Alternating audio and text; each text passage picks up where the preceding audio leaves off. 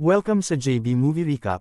Ang serye ay isang 2025 Korean action drama na tungkol sa karahasan sa paaralan, pagbangon mula sa pang-aabuso, at paghahanap ng hustisya.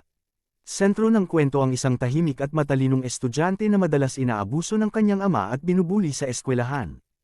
Nagsisimula ang serye sa ating pangunahing karakter, si Kim Oi-gaem, na dumating sa isang paaralan kasama ang kanyang ama para sa pagpasok niya sa nasabing eskwelahan. Isang guro ang nakaupo sa harap nila, nagpapaliwanag ng mga alituntunin ng paaralan. Nang maglaon, dinala si Gaem sa silid-aralan, kung saan ipinakilala siya ng guro bilang isang bagong transfer student, na isang top performer sa dati niyang paaralan. Sa eksenang ito, nakilala rin natin si Yoon-an, na pumasok sa silid-aralan. Napansin ng guro si Yoon-an at nagtanong kung bakit siya late ngayon. Tumugon si Yoon-an at tiniyak sa guro na hindi na siya mahuhuling muli. Pagkatapos, nakita natin ang isang estudyante na nagngangalang Hong-hil na nagmamasid kay Gaem. Siya at ang kanyang kaibigan ng mga bully sa nasabing paaralan. Samantala, tinitingnan ni Gaem ang isang form na nangangailangan sa kanya na magpasya sa kanyang magiging career path, ngunit hindi siya sigurado kung ano ang pipiliin.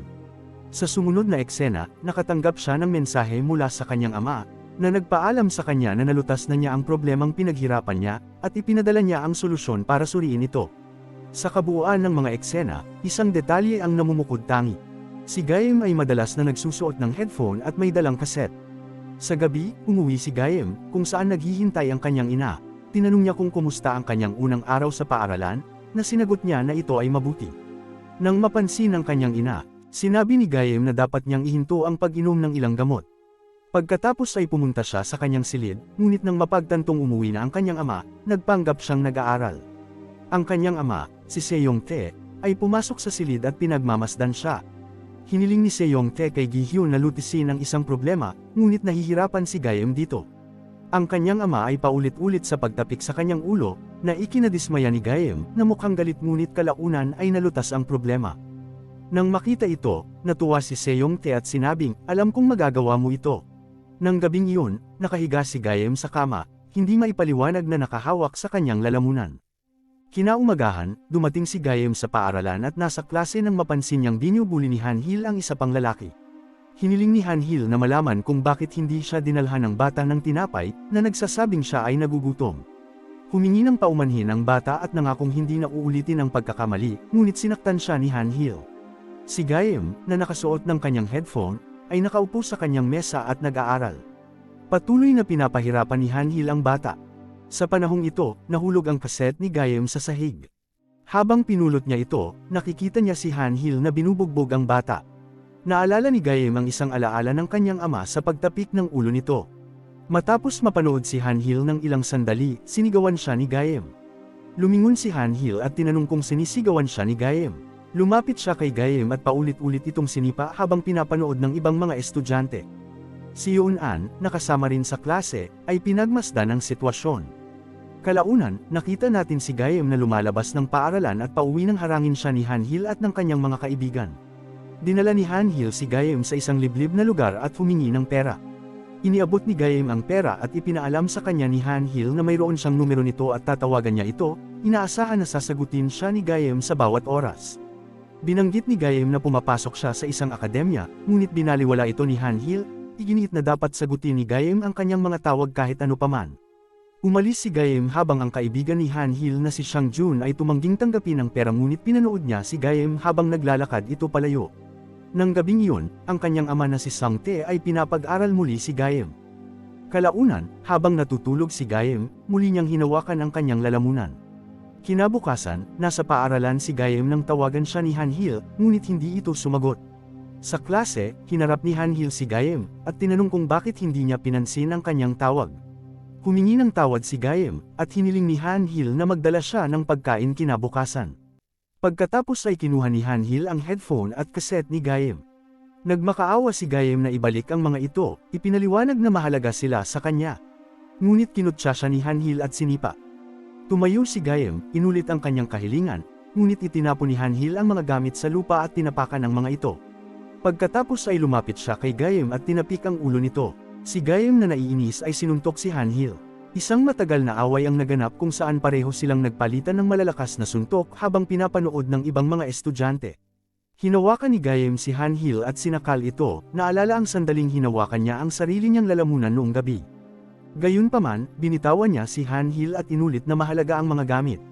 Kinuha niya ang kanyang headphone at cassette, bumalik sa kanyang upuan, at nagpatuloy sa pag-aaral. Napangiti si Yoon-an habang pinapanood ito. Habang pauwi si Gaem, sumunod si Yoon-an sa kanya at pinuri ang kanyang husay sa pakikipaglaban, na sinasabing mahusay ang kanyang ginawa. Gayunpaman, iginiit ni Gaem na ayaw niyang makipag-away. Samantala habang nasa bus, ngumiti si Gaem, ngunit agad na napagtanto na hindi siya nakababa sa kanyang hintuan. Dali-dali siyang lumabas ng bus at nahuli sa klase. Nang gabing yun sa bahay, kinompronta siya ng kanyang mga magulang tungkol sa pagiging late sa klase. Ipinaliwanag ni Gaem na nakatulog siya sa bus. Habang pinapagalitan siya ni Song-tae, nilakasan ng kanyang ina ang volume ng TV. Maya-maya, naligo si Gaem at naisip ang kanyang kapatid, na nagbigay sa kanya ng headphone at sinabihan siyang makinig sa kanyang puso. Kinabukasan, nakita ni Gaem si Han-hil sa paaralan at humingi ng tawad para sa insidente noong nakaraang araw, na nangangakong hindi na ito mauulit. Narinig at tinanong ni Yoon-an kung bakit humihingi ng tawad si Gaem, at hinimok itong magpatuloy sa pakikipaglaban. Inulit ni Gaem na ayaw niyang makipag-away. Sa banyo, dumating si Sang-jun at sinipa si Gaem. Sumali sa kanya ang mga kaibigan ni Sang-jun, ngunit namagitan si Yoon-an, at pinaalis ang iba pang mga estudyante. Napansin ni Han-hil si Yoon-an at tinanong kung ano ang ginagawa nito roon. Casual na sumagot si Yoon-an na isa lamang siyang manunood. Pinagbantaan siya ni Han-hil, ngunit pinigilan siya ni Sang-jun. Tinanong ni Gaem si Sang-jun kung bakit niya siya ito sinaktan, sumagot si Sang-jun dahil sinaktan mo ang aking kaibigan. Inamin ito ni Gaem ngunit sinabing humingi na siya ng tawad. Iginiit ni Sang-jun na hindi sapat ang isang paghingi ng tawad at hiniling kay Gaem na lumuhod. Tumanggi si Gaem at dumating ang isang guro, at napansin ang kalagayan ni Gaem. Tinanong ng guro si Sang-jun kung sinaktan niya si Gaem at inutusan si Yoon-an na dalhin si Gaem sa klinik. Kalaunan, hinarap ni Yoon-an si Gaem, kinukwestiyon ang kanyang mga kilos at tinanong kung isa ba siyang gangster. Binanggit niya ang ina ni Gaem, tinanong kung kinontak niya na ba ito o alam kung nasaan ito. Si Gaem na halatang galit, ay nanatiling tahimik, na nagpapahiwatig ng isang pinagbabatayan na isyu. Sa sumunod na eksena, nasa klase si Yoon-an at nag-iispiya, nang pumasok si Gaem para kunin ang kanyang bag. Napagtanto ni Gaem na nawawala ang kanyang headphone at cassette. Tinawagan siya ni Hong-hil, isiniwalat na dala niya ang mga gamit at sinabihan si Gaem na kunin ang mga ito. Sumigaw si Gaem na papunta na siya. Sumunod si Yoon-an, nagtatanong kung bakit gustong-gusto ni Gaem na makuha ang mga gamit at kung kanino ang mga ito. Isiniwalat ni Gaem na ang mga ito ay sa kanyang kapatid, na nagpahiram sa kanya ng mga ito. Pagdating ni Gaem, sinabihan siya ni Sang-jun na kunin ang kanyang mga gamit, ngunit sinabing kailangan muna niyang lumaban at talunin ito. Sinuntok ni Sang-jun si Gaem, na lumaban ngunit nahihirapang tamaan. Tumulo ang dugo mula sa mukha ni Gaem habang nagtataka kung bakit hindi niya matamaan si Sang-jun. Nang mapagmasdan ni Gaem ang mga suntok ni Sang-jun, napagtanto niyang usapin ito ng tiyempo at panlilinlang. Nang sumuntok muli si Sang-jun, umiwas si Gaem at tinamaan ang mukha ni Sang-jun. Maraming beses na sumuntok si Gaem at hinawakan si Sang-jun, pagkatapos ay itinulak siya pababa ng hagdan. Pareho silang bumagsak, at nasugatan ang binti ni Sang-jun. Patuloy na sinasaktan ni Gaem si Sang-jun, na siyang ikinasugat nito ng malubha. Paglapit kay Hong-hil, na takot, kinuha ni Gaem ang kanyang headphone at cassette at umalis nang hindi ito sinasaktan. Sa banyo, nilinis ni Gaem ang sarili habang papalapit si Yoon-an, pinupuri ang kanyang husay sa pakikipaglaban. Tinanong ni Gaem kung bakit napakabait ni Yoon-an sa kanya. Sumagot si Yoon-an na kinikilala niya ang talento ni Gaem at tinanong kung saan siya natutong lumaban.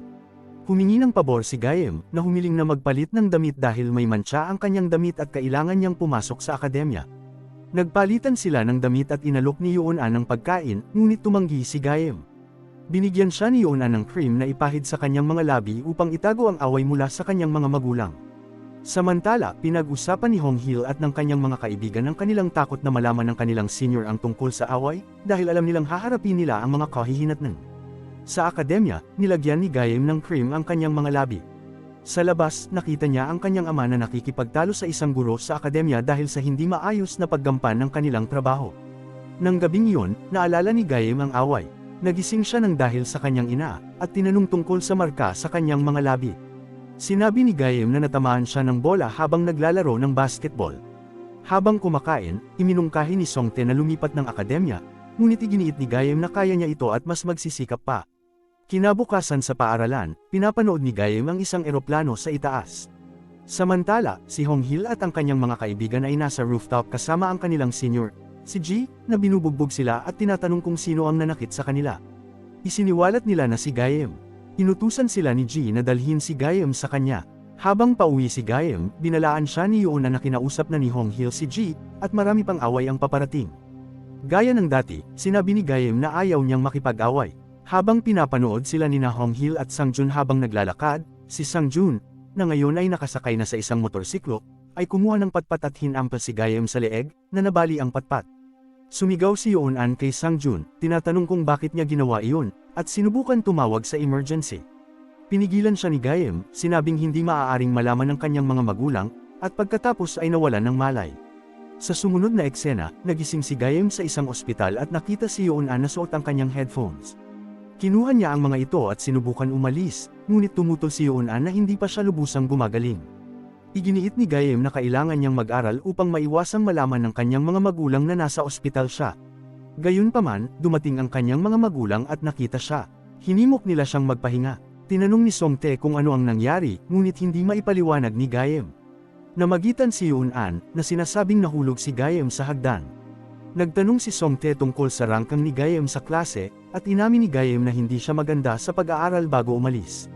Sa labas, pinag-usapan ni Sangjun at ng kanyang mga kaibigan ang kondisyon ni Gaem, iniisip kung malubhang nasaktan siya. Naupo ang ina ni Gaem sa labas at nakita ang isang pasyenteng itinutulak palabas, na nagpaalala sa kanya ng pagkamatay ng kanyang anak at kung paano ito dinala palayo. Nahihirapan huminga, nilapitan siya ni Sangjun, na nagtanong kung ayos lang ba siya. Sinabi ng ina ni Gaem na ayos lang siya, at tiyak na para sa kanyang kapakanan. Nang mapansin ang uniforme ni Sangjun sa paaralan, tinanong niya kung kaibigan ba ito ni Gaem at kung naroon ba ito para bisitahin siya. Tumungo si Sangjun at nagtanong tungkol sa kalagayan ni Gaem. Sinabi nito na ayos lang siya, ngunit napansin niya ang isang galos sa mukha ni Sangjun, tinanong kung ayos lang ba siya at baka nag-aalala na ang kanyang ina. Sinabi ni Sangjun na ayos lang siya at umalis. Nang nakalabas na si Gaem at umuwi, naalala ni Yuan sa labas ng ospital, na nakaupo siya sa tabi ni Gaem habang ito ay walang malay, na nag-iisip tungkol sa pagkakaibigan. Sa bahay, sinubukan na kausapin si Gaem ng kanyang ina, ngunit iniwasan niya ito, sinasabing kailangan niyang mag-aral.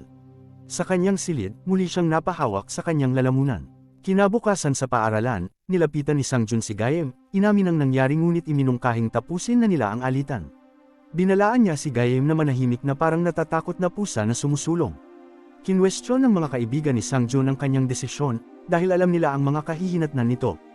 Kalaunan, nakita si Ji na binubugbog sina Honghil, Sangjun at iba pa, at tinatanong kung nasaan si Gaem at kung bakit hindi nila siya dinala. Pagkatapos ay hinarap ni Ji si Gaem, at tinanong kung siya nga ba ang tinutukoy niya.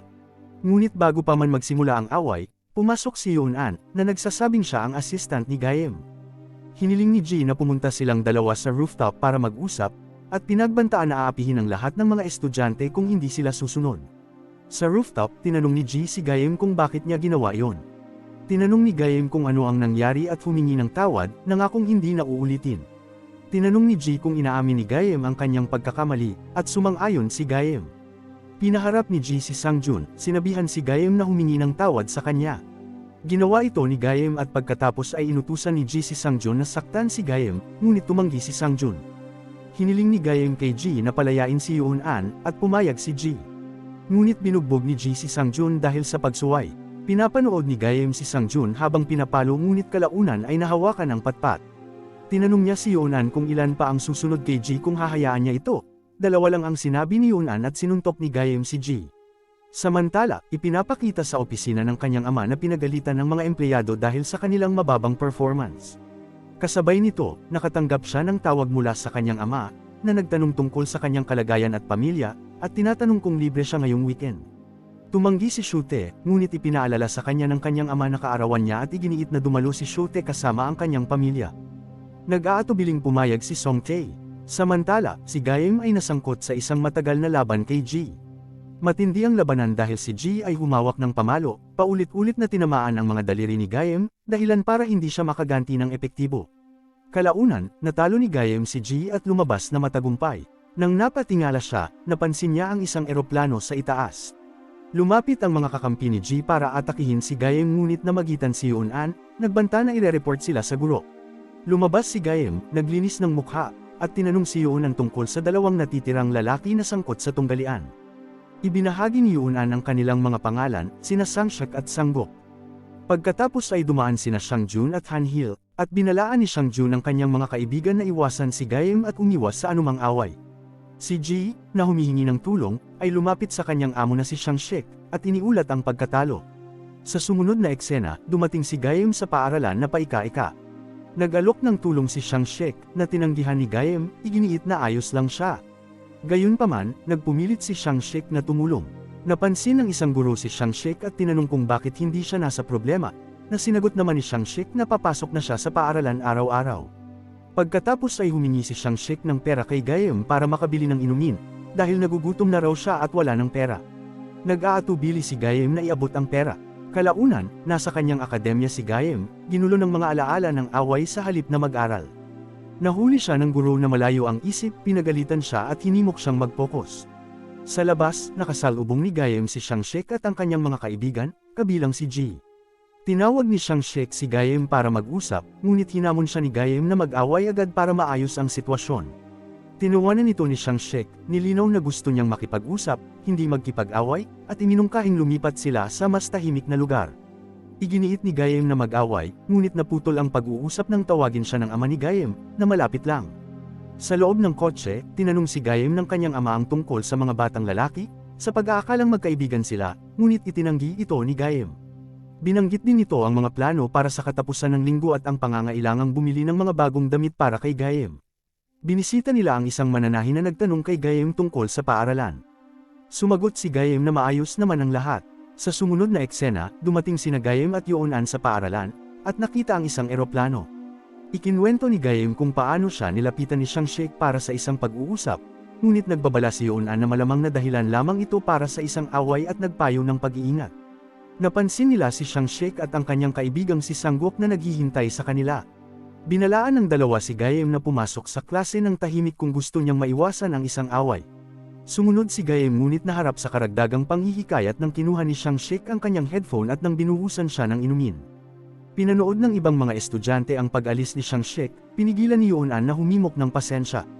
Kalaunan, binisita ni Gaem at ng kanyang mga magulang ang kanyang lolo upang ipagdiwang ang kanyang kaarawan.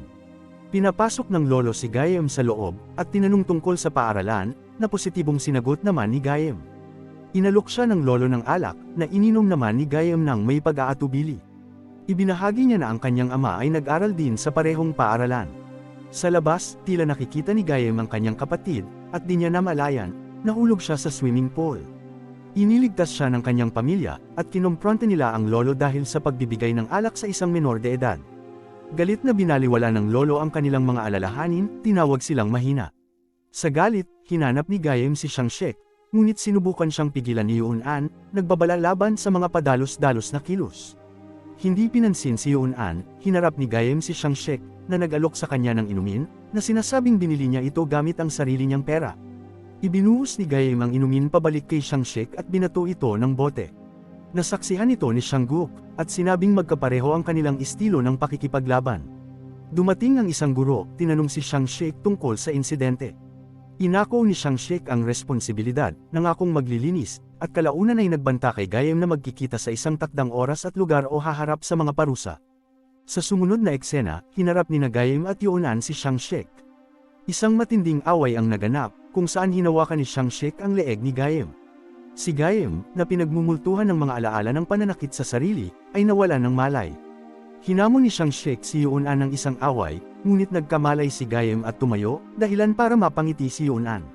Nagpatuloy ang laban, at muntik nang matalo ni Gaem si Sang-shek. Namagitan si Sang-guk, ngunit sinipa siya ni Yoon-an. Ipinaalala ni Yoon-an kay Gaem ang kanilang plano na hawakan ng magkahiwalay ang dalawang bully. Natalo ni Gaem si Sang-shek habang pinabagsak ni Yoon-an si Sang-guk. Nagbigay ng babala si Gaem sa iba, hiniling na itigil na nila ang pambubuli sa paaralan. Samantala, bumisita ang ina ni Gaem sa isang psychiatrist, at isiniwalat ang trahedya ng kanyang panganay na anak na lalaki, na namatay dahil sa pagpapakamatay sa kanyang silid. Nahirapan siyang pumasok sa silid nito at pinag-isipan kung paano ito humingi ng tulong noong nasa middle school, na hindi niya napansin. Pagbalik sa akademya, tiniyak ni Yuunan kay Gayem na wala na ang mga bully, kaya't nakapag-aral siya ng mapayapa. Gayunpaman, nag-ambala si Gayem ng mga alaala ng away, at pinagalitan siya ng guro, tinatapik ang kanyang ulo sa paraang nakapagpapaalala sa mga ginawa ng kanyang ama. Galit na hinawakan ni Gayem ang kamay ng guro, na humantong sa isang mainit na kumprontasyon, at pinalayas siya ng guro sa klase. Kalaunan ay pinagalitan siya ng kanyang ama dahil sa insidente, binalaan siyang huwag ulitin ang ganoong pag-uugali. Mag-isang sinimula ni Gayem na saktan ang kanyang sarili, ngunit naantala ng isang tawag mula kay Yuunan, na nagmungkahi na magtulungan sila upang harapin ang mga nagkasala. Ipinakita ni Yuunan kay Gayem ang isang video ng isang batang lalaki na nagngangalang Namyab, na lumikha ng isang app para sa mga estudyanteng may kapansanan, ngunit nakitang brutal na inaatake ang isa pang batang lalaki, si Sanggangbom na nabali ang kanyang binti. Walang nahaharap na parusa kay Yob dahil sa posisyon ng kanyang ama bilang isang propesor. Tumawag ang ama ni Gayem, ngunit kinuha ni Yuunan ang telepono, hinamon si Gayem na labanan ang kontrol ng kanyang ama at kumilos ayon sa kanyang sariling mga kagustuhan. Kinuha ni Gayem ang kanyang telepono at umalis. Isang batang lalaki ang nagpasalamat sa kanya sa pagdepensa kay Hanggul, na nanggugulo sa iba, ngunit nilinaw ni Yuunan na lumaban si Gayem para sa kanyang sarili, hindi para sa iba, at wala siyang lakas ng loob na harapin ang kanyang ama.